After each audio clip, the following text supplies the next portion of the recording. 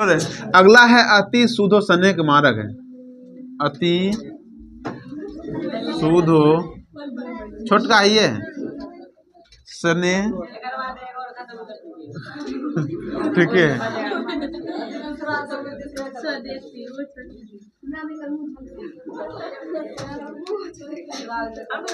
चलो देखो रे, अगला है किसके बारे में? घनानंद के बारे में। ये हमारा तीसरा चैप्टर है घनानंद। तीसरा ये तीसरा नहीं हुआ रे, पहला गुरु नानक था, फिर उसके बाद रसखान, अब कौन आए? घनानंद जी। चलो पढ़ते हैं इसके बारे में। जो राइटर के बारे में पूछा जाता ज्यादातर, कविता तो बहुत कम पूछा जाता है, फिर भी जानेंगे तो जरूर। देखो घनानंद में करा कि रीति युगिन काव्य में घनानंद रीति मुक्त काव्य धारा के सिरमौर कवि है। ये बहुत बार पूछा गया है कि रीति मुक्त काव्य धारा के सिरमौर कवि किसे कहा गया है? घनानंद को। किसे कहा गया रे? करा इनका जन्म 1689 ईस्वी के आसपास हुआ था। आसपास मतलब क्योंकि इसको पता नहीं है, अंदाजे बोला है। और 1739 ईस्वी में हुए नादिर शाह के सैनिक द्वारा मारे गए थे। याद रखना है, किसके द्वारा मारे गए थे? नादिर शाह के सैनिक द्वारा। नादिर शाह कौन थे पता है तुमको? नादिर शाह पढ़ना हिस्ट्री में पड़ेगा। आय करा ये तत्कालीन मुगल बादशाह मोहम्मद शाह रंगीले के यहाँ। और लो एक और मुगल बादशाह आया, वो कुछ का नाम क्या था?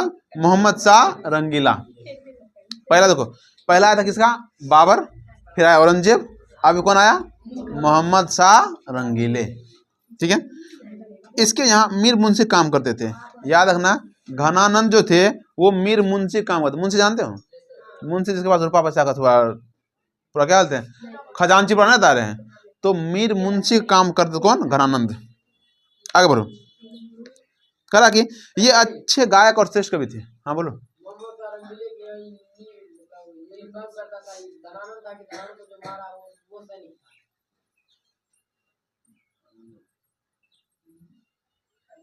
नहीं, यही था, घनानंद ही काम करते थे। किसके यहाँ?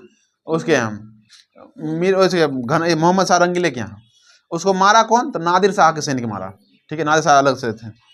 आगे तो कहा कि ये अच्छे गायक और श्रेष्ठ कवि थे। ये गाते भी थे और एक श्रेष्ठ कवि भी थे। ठीक है, साथ साथ बोलो। अच्छा, किंवदंती है। किंवदंती मतलब क्या? कहा जाता है, किंवदंती है कि सुजान नामक नर्तकी को वे प्यार करते थे। ये भी बात बहुत बार पूछा गया है कि घनानंद किसको प्यार करते थे? सुजान नामक नर्तकी थी। नर्तकी मतलब डांस करने वाली।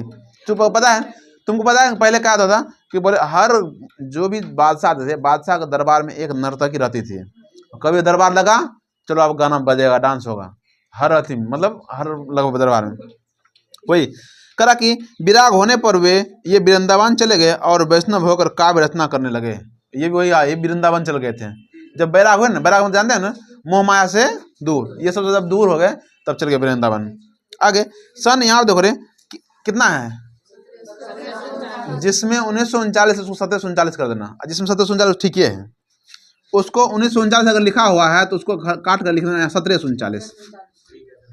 जिसमें 1739 ठीक है, ठीक है।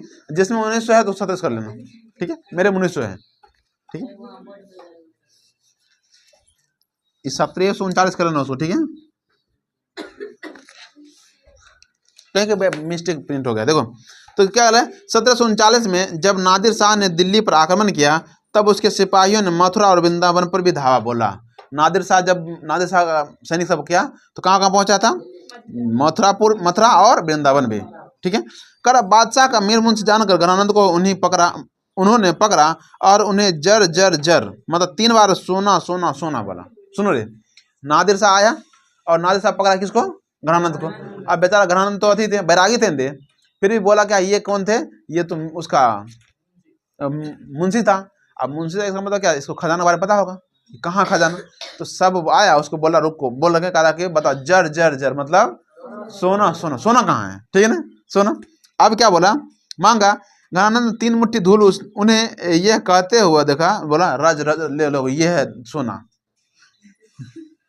अब सोच रहे, तुमको बोला, सुनो, तुमको बोला कि गए तुम्हारे पास, बोले सोना सोना सोना कहाँ? सोना कहाँ? अब तुम बोला कि मिट्टी ले कर लो, यही है सही, धूल धूल है, ये सोना है। बताओ, गुस्सा नहीं उठेगा क्या? गुस्सा उठा, बस समेट दिया पूरा। ठीक है ना। देखो रज रज रज करके इस बात पर क्रुद्ध होकर सिपाहियों ने उनकी वध कर दिया, और इसी पर गुस्सा उठ उसको मारिए दिया, साफ कर दिया उसको। हाँ तो पहले वैसे होगा तो जान से नहीं तो कौन चाहिए। अब आगे देखो, आगे कहा कि घनानंद प्रेम के पीर के कवि है। ये भी याद रखना, जस्ट बताया प्रेम के पीर कवि किसे कहा जाता है? घनानंद को। उनकी कविताओं में प्रेम की पीड़ा, मस्ती और वियोग सब है। आचार्य शुक्ल के अनुसार प्रेम मार्ग का ऐसा प्रवीण और धीर पथिक तथा जवादानी का ऐसा कोई दावा रखने वाला ब्रजभाषा दूसरा कभी नहीं हुआ। मतलब अगर ऐसा दूसरा कभी नहीं हुआ जो मतलब प्रेम के बारे में जान सके, इतना बता सके। वियोग में सच्चा प्रेमी जो वेदना चाहता है, उनके चित्त में जो विभिन्न तरंगे उठती है, उनका चित्रण घनानंद ने किया है। मतलब करा वियोग, वियोग मतलब जानते हैं? वियोग मतलब होता है, समझो कि किसी से आस का टूट जाना। मान लो हम तुमसे आस रखे किसी चीज का, जैसे वो राजस्थान सुजान नामक नर्तक से प्यार करता था, और उससे क्या हुआ, उससे आस टूट गया, कुछ बोल दी होगी, ठीक है। उसके बाद ये क्या होगा, वियोग बन गया, मतलब मोह माया से दूर, हमको नहीं रहना है सब। इसमें जब दूर होता है और क्या क्या कष्ट होता है, उस सब चीज के बारे में लिखा है। कह घनानंद वियोग दशा का चिंतन करते समय अलंकार और रूढ़ियों का सहारा लेने नहीं दौड़ते। वे बाह्य चेष्टा पर भी कम ध्यान देते हैं। वे वेदना के तप से मनोविकारों या वस्तुओं का नया आयाम, अर्थात पहले ना देखा गया उसका कोई नया रूप पक्ष देख लेते हैं। इन्हें भी ध्यान में रखकर शुक्ल जी ने लाक्षणिक मूर्तिमत्ता और प्रयोग वैचित्र का ऐसा कभी कहा जैसे कभी उनके 250 वर्ष बाद छायावाद काल प्रकट हुआ। मतलब कहा कि ऐसा कभी 250 साल के बाद प्रकट हुआ, इतना दिन के बाद ये ऐसा कभी मिल रहा है, ऐसा कभी नहीं तो नहीं था। आगे पढ़ो। घनानंद की भाषा परिष्कृत शुद्ध ब्रजभाषा था। कौन सा भाषा था? शुद्ध ब्रज। जैसे उसका क्या था, गुरु नानक का पंजाबी में से था ना ब्रजभाषा, लेकिन इसका क्या है, शुद्ध, मतलब सिर्फ ब्रजभाषा।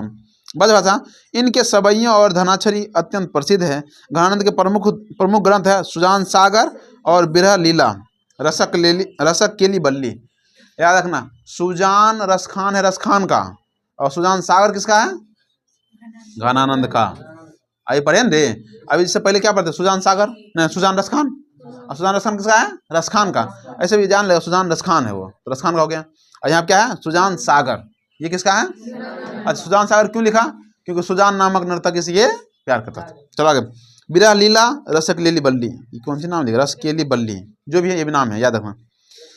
आगे कहा कि रीत काल के शास्त्रीय युग में उन्मुक्त प्रेम के छंद पथ पर चलने वाले महान कवि घनानंद के 2 छवि यहाँ प्रस्तुत है। ये छंद उनकी रचनावली घनानंद से लिया गया है। कहाँ से लिया गया? घनानंद से लिया गया। प्रथम छंद में कवि जहाँ प्रेम के सीधे सरल और निश्चल मार्ग की प्रस्तावना करता है, वहीं द्वितीय छंद में मेघ की अनुक्ति के माध्यम से विरह वेदना से भरे अपने हृदय की पीड़ा को अत्यंत कलात्मक रूप से अभिव्यक्त कर देता है। प्रोडक्ट 2 लाइन दिया है, 2 मतलब बताया है। एक बताया किसके बारे में? प्रेम को बोला है स्नेह, मतलब कि निश्चल का मार्ग है, सच्चा मार्ग है बोला। चलो देखो रे, क्या करा कि अति शुद्धो स्नेह को मार्ग है। अति मतलब बहुत, शुद्धो मतलब सीधा, स्नेह मतलब प्रेम, को मार्ग, मार्ग मतलब मार्ग, रास्ता। मतलब कह रहा कि प्रेम का जो रास्ता वो क्या एकदम बहुत सीधा है। अब क्या सीधा है उसको बताइए, मत जानते हैं, वो अपने हिसाब से कुछ बोला है। अब देखो रे, कह कि अति शुद्धो स्नेह को मार्ग है जहाँ नेकु सयानप बाँक नहीं। मतलब कह रहा है कि जो प्रेम का मार्ग है वो क्या अति सीधा, बहुत सीधा है। ऐसा इतना सीधा है कि जहाँ नेकु मतलब थोड़ा सा भी, सयानप बाँक नहीं, मतलब जहाँ पर सयानापन का कोई जगह नहीं। तुम अगर मान लो कि किसी से मतलब होता है ना कि थोड़ा सा बुद्धि लगा रहा है, सयानापन कर रहा है, उसका कोई जगह नहीं है, एकदम पूरा स्नेह तुम्हारे मतलब अधि है, ठीक है। सयानप मतलब आगे बोला कि जहाँ तहाँ सांचे चले ताजी अपनों पे झुझ के कपटी जे निशाक नहीं। सुनो फिर से, करा जहाँ तहाँ बोला सांचे चले, जो प्रेम का मार्ग होता है उसमें क्या चलता है? सच्चाई चलता है, झूठापन नहीं चलता।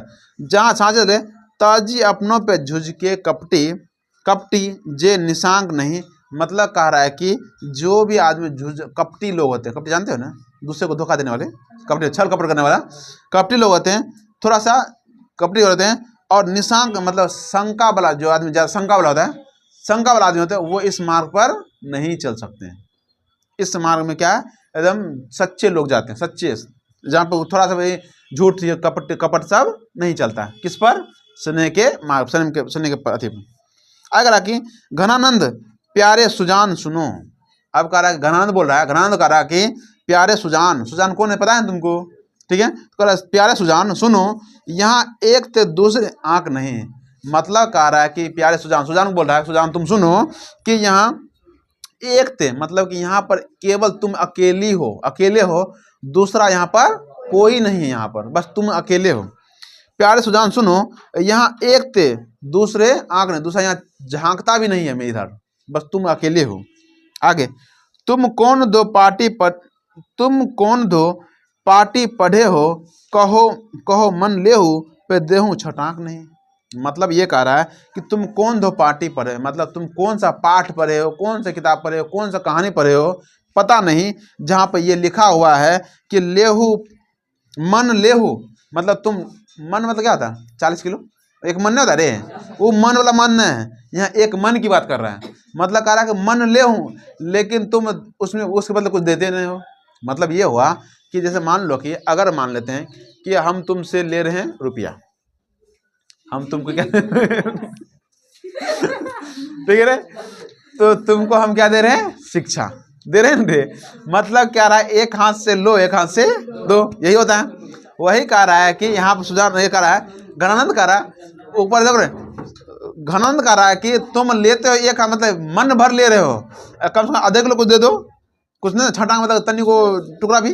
वही कह रहा है कि तुम कौन सा पाठ पढ़ लिए हो, सुजान कह रहा है कौन सा पाठ पढ़ लिए हो कि जहाँ पर ये लिखा हुआ कि मन ले हूँ और दी हो छटाक भी नहीं, मतलब लेते हो एक मन के बराबर, लेकिन हमको 1-2 किलो नहीं दे रहे हो। कौन सा, मतलब हम तुम्हारे ऊपर इतना प्रेम बरसा रहे हैं, लेकिन तुम भी तो बरसाओ थोड़ा हम मेरे पर, यही छीटा भी तो बरसाओ, लेकिन वही बात कर लास्ट में। हाँ चलते हो अगला। अब लास्ट दूसरा में कह रहा कि मो आंसू बानी ही ले बरसो, ये भी मतलब कह रहा मेरा आंसू लेकर बरस जाओ। ये किसको बोलेगा, बादल को कहेगा। देखो कह रहा है परकाज है देह को धारी, देखो रे देह को धारी, परकाज ही मतलब दूसरों के लिए देह धारण करने वाले। बादल किसके लिए देह धारण करता है, सुनो फिर से, बादल जो बरसता है किसके लिए बरसता है, अपने लिए, किसके लिए, दूसरे के लिए। बादल बरसता है ताकि हमारा या तो अनाज हो जाए, या फिर तुम्हारे ऊपर जो भी मतलब होता है ना, सब कुछ मतलब साफ साफ लगे। वही कहा कि सुनो इस लाइन को याद रखना, इससे पूछा था 5 नंबर में या 3 नंबर, बोलेगा इसको लिखिए, इसका मतलब हम मतलब समझा रहे, मतलब लिखाएंगे ना, ठीक है ना, इसलिए सब मतलब कभी समझोगे, बोलेंगे तुमको सुनना पड़ेगा, और सुनोगे नहीं तो पक्का बात है तुम अपने से लिख नहीं पाओगे, नहीं लिख पाओगे, फिर यहाँ पर मेरा गलती नहीं होने वाला है। इसलिए शांति सुनिए, जहाँ पर दिक्कत होगा सुपर हो। क्या बोला, पर काज ही मतलब दूसरों के लिए, देह को धारी मतलब जो दूसरे के लिए देह धारण करता है। किसके बारे में बात कर रहा है, बादल पर है। फिर पर्जन्य जरारत हुए दर्शो, मतलब कह रहा है कि जो दूसरे को देह धारण करने वाले, जो दूसरे को धारण करने वाला, जथारथ हुए दर्शो, निधि नीर सुधा के समान करो, सभी विधि सज्जनता सरसो। फिर से समझो, कह रहा निधि, निधि मतलब क्या होता है, मतलब साफ सुथरा, नीर मतलब पानी, शुद्ध पानी, बारिश का पानी शुद्ध होता है ना। निधि सुधा के समान, सुधा मतलब अमृत होता है, अमृत जानते हो, अमृत ऐसे माना जाता है, अमृत ऐसा होता है जिससे हम अमर हो जाते हैं, ऐसा माना जाता है। वही सिंपल समझो, देखो रे सुधा के समान करो, सभी विधि सज्जनता सरसो, जिसके पास सभी विधि सज्जनता क्या सब कुछ तुम्हारे पास है। आगे, घनानंद जीवन दायक हो कछु मेरियो पीर ही परसो, मतलब कह रहा है घनानंद कह रहा है कि जीवन दायक हो, तुम कौन हो, जीवन दायक हो, तुम दूसरे को जीवन देते हो, जीवन देता है ना, दूसरे बीच के लिए जीवन नहीं देता है।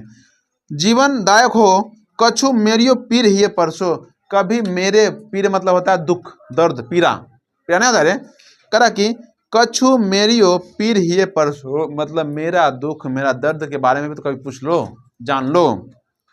कभू बा बिसासी सुजान के आंगन मुँह आंसू बानी ही ले बरसो, मतलब कह रहा है कि कब हो, कभी वाह बिसासी सुजान, मतलब कह रहा है कि वो जो सुजान है, सुजान बोल रहा है ना, कह रहा कि कब हो बा बिसासी सुजान के आंगन में, कह रहा कभी भी क्या करो, कभी तो मेरा जो दुख दर्द पीड़ा, हम कितना मतलब दुख में है, कितना दर्द में है, हमारा पीड़ा का जो आंसू ले करके उसके आंगन में जाकर बरस जाओ।